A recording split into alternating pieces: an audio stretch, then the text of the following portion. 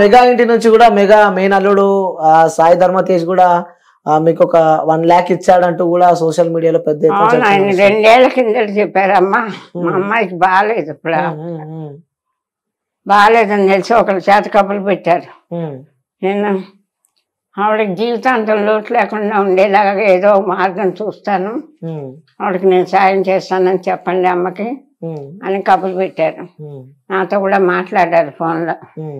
మీకేం పర్లేదమ్మా, ధైర్యంగా ఉండండి. ఆ తర్వాత వారికి యాక్సిడెంట్ అయ్యి 2 years అయిపోయిన తర్వాత మాట తప్ప మీకు మాట ఇచ్చానమ్మా అంటే మర్చిపోకుండా గుర్తు పెట్టుకొని చేశారు. గ్రేట్. అందుకే నేను వారి మంచితనం, నాకు పర్సనల్గా సాయి తేజ గారితో పరిచయం లేదు, నేను వారితో యాక్ట్ చేయలేదు. మామూలుగా ఈ టీవీలో అక్కడ ఎలా చూసారో తెలియదు. అంత హామీ అల్లుడు కదా, బుద్ధులు ఏమైనా వచ్చినాయి అనుకోవచ్చా?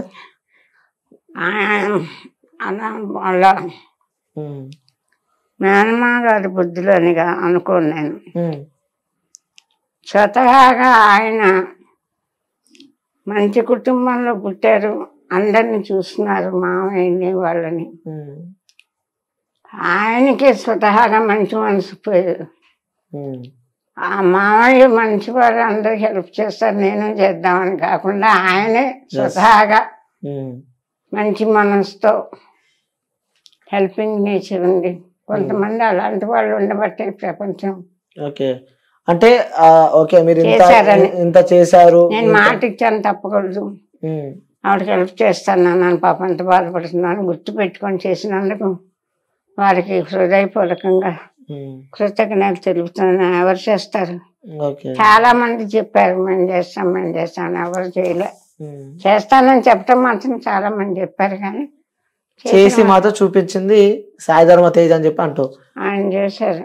ఓకే, రైట్ అమ్మా. అంటే ఈ స్థాయికి వచ్చారు, మీ లైఫ్ లో ఎన్నో ఒడిదుడుకులు ఎదుర్కొన్నారు, ఎన్నో కష్టాలు, బాధలు, ఇబ్బందులు ఎదుర్కొని ఈ సిచ్యువేషన్ లో మీరు ఇప్పుడు ప్రజెంట్ ఉన్నారు. ఇంకా ఇంకా ఏదైనా చేయాలి ఈ జీవితంలో, ఇంకా ఇంకొన్ని చేయాల్సినవి ఉన్నాయి, ఇంకా మిగిలి ఉన్నాయి అలాంటివి ఏమైనా ఉన్నాయా? ఇంకా ఏమి లేవండి. నేను చేసిన మా అమ్మాయి నాయన సాయి తేజ గారు వచ్చి ఉంటే, బాబు నాకు డబ్బులు వద్దు, మా అమ్మాయి కాలు బాగు చేయించండి, ఆడపిల్ల సాయి ధర్మ తేజ్ వస్తుంటే నాకు ఆ అమ్మాయి కాలు తెప్పించి పెట్టండి బాబు, అది నడిస్తే చాలు, నాకేమన్నా అవుతే అమ్మాయి ఏమవుతుంది అని అడగాలని ఉంది నాకు ఎవరినైనా. ఆయన రాలేదు కాబట్టి థ్యాంక్స్ అండి. అది కూడా నాకు నేను ఎవరినో పంపించారు, నాకు తెలీదు వచ్చేదాకా. లేకపోతే నేను ఇంకా వారి గురించి ఇంకొంచెం బాగా మాట్లాడి ఉండేదాన్ని. నాకేం మాట్లాడాలో తోచల. ఒక పక్క సాయి తేజ గారు ఇంత గుర్తుపెట్టుకుని తర్వాత చేశారు. ఒకసారి రామ్ చరణ్ గారికి చెప్పండి, ఆయన అయితే ఇంకొంచెం పెద్ద సాయం చేస్తారేమో, బాగుంటుందో లేదో కానీ వారి దృష్టికి కూడా తీసుకెళ్ళండి అని సాయం తేజ గారిని అనుకున్నా. వారు రాలేదు, వీడియో కాల్లో మాట్లాడారు. వీడియో కాల్లో మాట్లాడారు. ఏమన్నారు? అమ్మా మీరు థ్యాంక్స్ అండి, ఇదంటే అమ్మ మీరు బాధపడద్దు, మీకేం పర్వాలేదు, మేమందరం ఉన్నాం. వస్తా అని చెప్పిండా ఎప్పుడైనా? వస్తా అని చెప్పిండా? వస్తానని చెప్పలేదు, కానీ మేము ఉన్నామమ్మా చూస్తాం, మీరేం బాధపడకండి, మీరు ఎట్లా బాధపడితే నాకు బాధగా ఉంది, ఏడవద్దు, ఏడ్చేసాను నేను, మీరు గుర్తు పెట్టుకోండి. ఇప్పుడు మేము ఆయన పంపించేటప్పటికి ఇంకా ఎవరు మనకు సాయం చేయరు. ఎట్లా తెచ్చుకోవాలా, ఏం తాగాల, కాళ్ళు లేవు, ఏదైనా తెచ్చుకొని తాగాలన్నా కానీ చచ్చిపోవటం తప్ప మనకు ఇంకో దారి లేదని ఏడుచుకుంటూ ఉన్నాం మేము. ఆ టైంలో ఆయన పంపించారు. చాలా సంతోషం అంటారు. చాలా ప్రాణం పెట్టారు కొద్ది రోజులు. ఓకే, అంటే ఇంకా కోరికలు ఏమైనా ఉన్నాయంటే ఇంకేమైనా కోరికలు ఉన్నాయా? మాకేం లేదండి, మా అమ్మాయి మాకు ఆత్మహత్య చేసుకోకుండా బతికే అదృష్టం లేదు.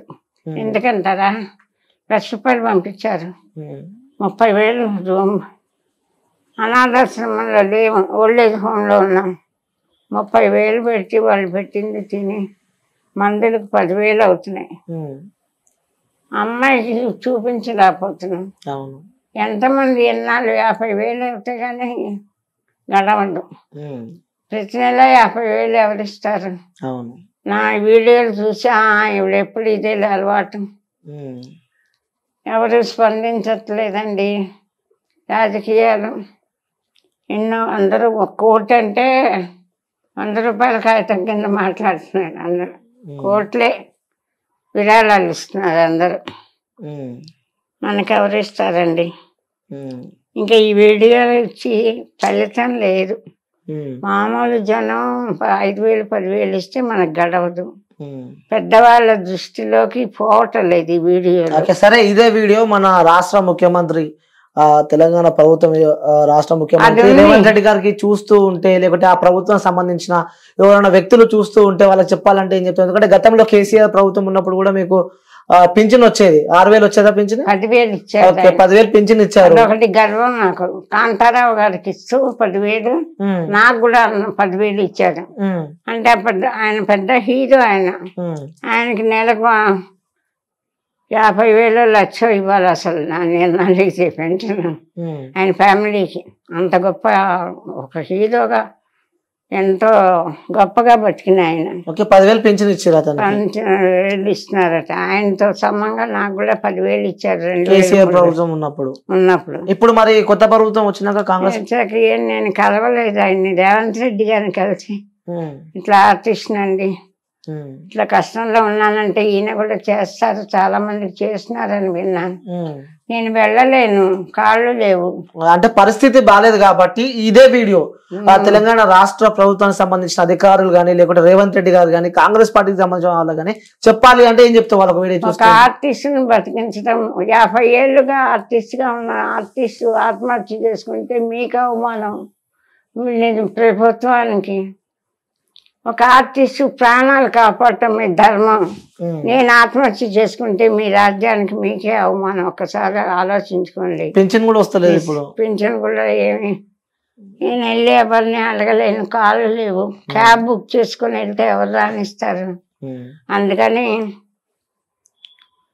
ఒక ఆర్టిస్టు బతకలేక ఆత్మహత్య చేసుకుంది అని మీకు తెలిస్తే మీకే అవమానం.